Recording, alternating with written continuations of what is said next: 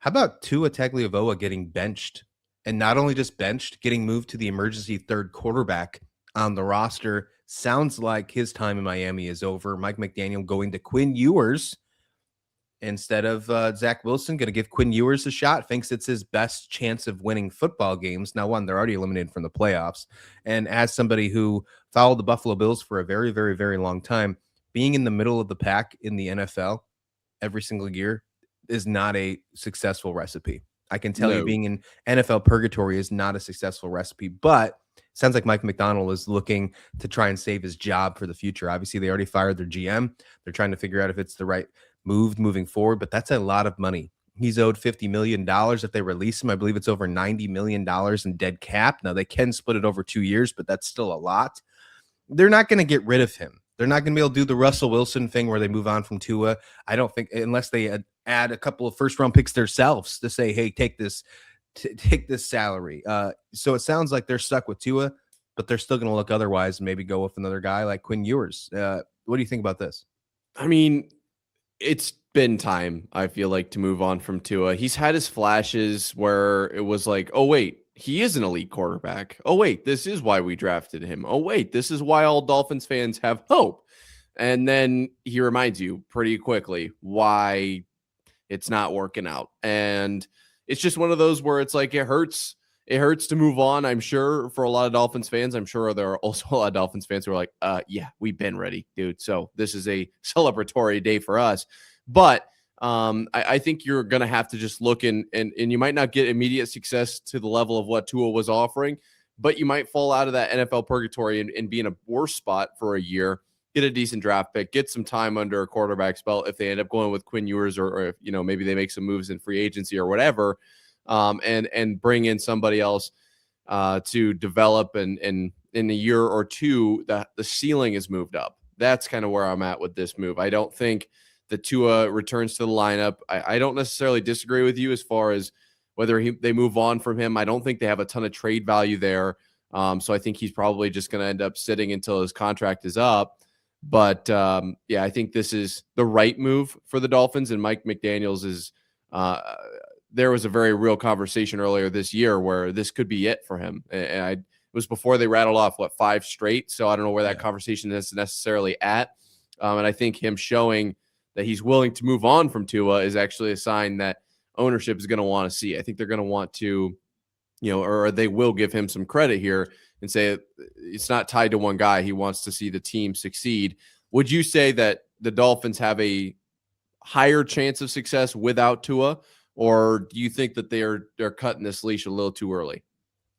No, it's not early, but I don't know if that's the problem right now. I don't know if Tua is actually the problem. I think there's way other issues happening, and it's stemming from the front office all the way down, from ownership all the way down. I remember we're just a couple of years removed of the Brian Flores incidences of them actually, legit tanking on purpose and still didn't work out in their favor. Like there's a lot of things that haven't gone right for this franchise for a very long time. In the AFC East, there's 2 of these programs. There's the Jets and the Dolphins that have just struggled for quite some time, when you see the Bills and the Patriots doing great things, so, and you're in a position right now where you're playing in one of the toughest top heavy divisions in football, with the Patriots and the Bills both shining, both doing great things, both have the quarterback figured out, both have a lot of things figured out.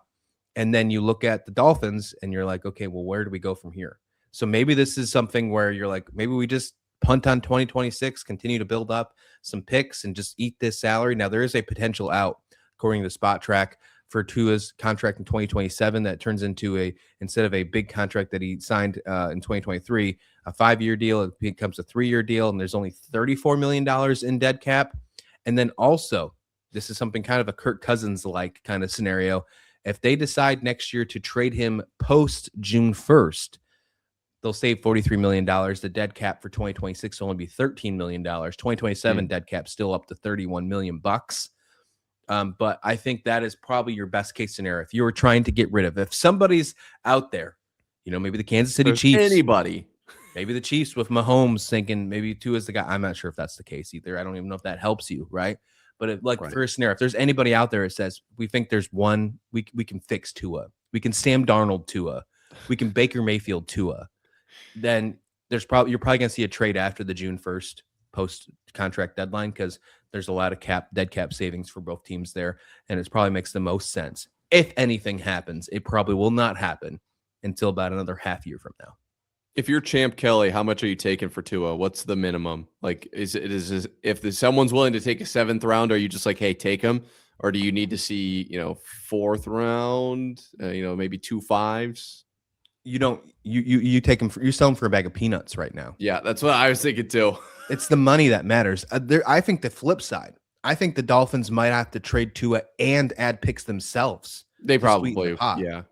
I agree. Like in baseball, how like when you sell bad contracts, you also sell it with prospects. You say, "Hey, take this bad contract. We'll give you prospects. Thank you for your service." Yeah. And then you take a player to be named later or something. In the football aspect of things, that would absolutely have to happen. I would not be shocked if Miami is so willing to get rid of this contract that they would trade him to somebody post June 1st, because that's the only time it would make sense, and also add like a 2027 third round pick to it. Yeah. Third feels a little high to me, but to be completely frank with you, the way that these picks are valued in the NFL is beyond me. I don't know how. If they have any belief in Mike McDaniel for the rest of his career, and they're saying he's got like maybe a short leash, third round pick is nothing if he's trying to save his job in Miami. Yeah. Oh, yeah. If he's doing that, yeah, for sure, he's pulling the trigger. And they don't have a GM right now, right? They're still working on that, so who knows? The fact that they're benching Tua without a GM, you're going and trying to find a new GM, and he has to walk into this fire. His name is going to be branded his name's going to be branded as soon as he walks in the South Beach with $90 million of dead cap for a quarterback that you can't go back to now. Like, what does he do as the third quarterback on the roster? Like eat the peanuts that he was being sold for. Yeah, but what do you do in practice? Like, are you the practice squad, the scout team safety? Like, what is Tua's not doing nothing? Like, you're probably showing up to practice. I think you're probably the guy, how quarterbacks, they don't have actual center snap them the ball. They generally have like the backups throwing them the ball underhand. It's probably that guy. Maybe he's hanging out with the running backs a little bit. Is he a distraction or is he a good teammate? What do you think? I think I'm going to lean into a good teammate. I think he's probably going to play the moral high ground card here. It's the right play for sure. You definitely don't want to be branded as a distraction when Puka just went for 225 through the air and is being talked about as a distraction. If he didn't do 225, if he didn't do 225 through the air, like, this very real, very different conversation today. So that's a huge buzzword in the NFL, but also very, very real. And I think Tua really loves ball, and I think he wants the best for the team. I don't know if he necessarily wants to be third string, but I don't think he's going to be a problem. I mean, if you're making $50 million a year just to sit on the bench and hold a clipboard after having all the concussions you've had in your career, maybe it's time. Maybe it's a wake-up moment for him. Maybe this is the best spot for him to be in. Yeah, maybe it is. Maybe it truly is. Who knows?